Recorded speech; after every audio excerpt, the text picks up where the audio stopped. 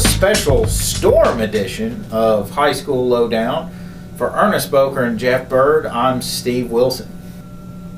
Well, one of the pitfalls of this time of year, it's tropical weather season, and sometimes you get a storm that disrupts the schedule, and that's happened to St. Al and Hines AHS. Yeah, they've opted to postpone it until their bye weeks on October 19th, which ironically was the date that they were originally supposed to play a couple of years ago, and they had swapped it up. So really just moving it back to its original date.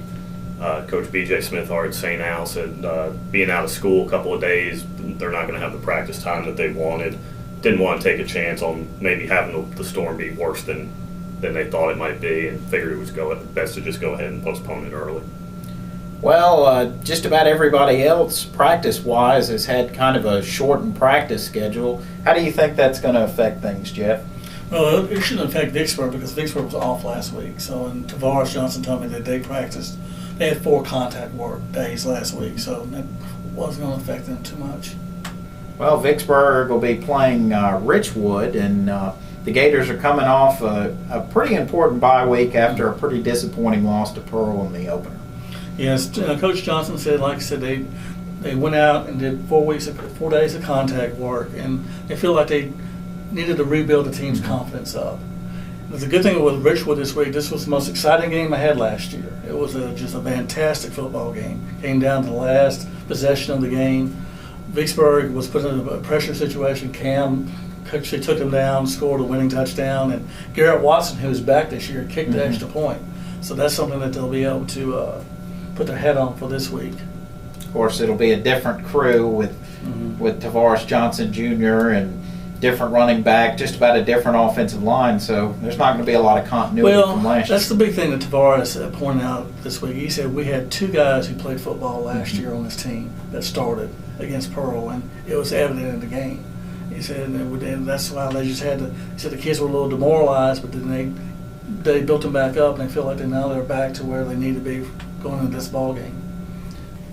Warren Central hosts Hattiesburg, and the Vikings are coming off probably one of their best wins in recent memory. Right, they beat Callaway 23-20 in overtime, first win in 6 games, I believe, going back to last year. And it was really great just to see the joy in the kids' faces. It sounds corny, but when they're smiling and happy, and you can just see that relief come off their shoulders, it's just really nice to see kids enjoying a moment like that. Well, speaking of that win, I talked to the hero of that win, kicker Michael Mason, and here's my interview with him. Well, I'm here with Michael Mason, who kicked the winning kick in Warren Central's 23-20 overtime win over Callaway last week. What was going through your mind when you were getting ready to kick that winning kick? Time to redeem myself for missing that extra point. So I had to get back out there. The team had my back. They were pushing me the whole time, kept talking to me, kept my head up, kept me in it. Well, when it comes to Warren Central, everybody knows that Warren Central's had a tradition of fine kickers, like Devin Bell obviously last year, and there's been a bunch of them. Do you feel some pressure to live up to that tradition? Oh, in a way, sorta. But then I also have Devin Bell coming down, showing me everything to do all the time. Anytime he's in town, we're always coming out here and kicking. He's telling me what I'm doing wrong, fixing everything. So usually I have his steps on me.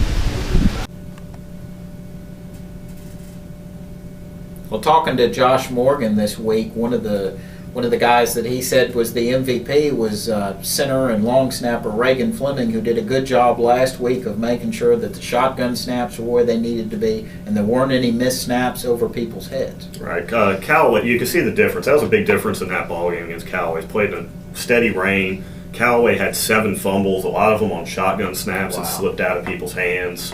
That sort of thing, fumbled snaps. Warren Central, I don't believe, had any. They had a couple of forced fumbles that Callaway forced, but none that were just unforced mistakes of their own, and that really cost Callaway in several key spots, and WC avoided that. And it's not too often we get to spotlight a center. Right, it was always nice. But the team that they're playing this week, Hattiesburg, is extremely, extremely talented. Right. Great quarterback with Jamal Hatton, leading rusher, leading passer, completing about 79% of his passes. Astronomical. And Hattiesburg's one of several teams Warren Central is going to see out of Region 3-6A, which is just absolutely loaded. Natchez has got a really good team this year. Brandon, of course, has a great team, and they're not even seeing Meridian or defending state champion Petal. It's also in that region. So it's going to be a good test going forward, especially if you look at common opponents. Look how WC is going to do in their region. Hattiesburg has already beaten Murrah. Callaway, who they played last week, is not in their region, but beat Northwest Rankin. So you're going to get a good idea of where they're going to stack up. Thanks for tuning in to another edition of High School Lowdown. Be sure to check out all the happenings on VicksburgPost.com. Scoring updates will be available there and also on our Twitter feed at Vix Post Sports, and that's VIX Post Sports. And for Ernest Boker and Jeff Bird, I'm Steve Wilson. Take care.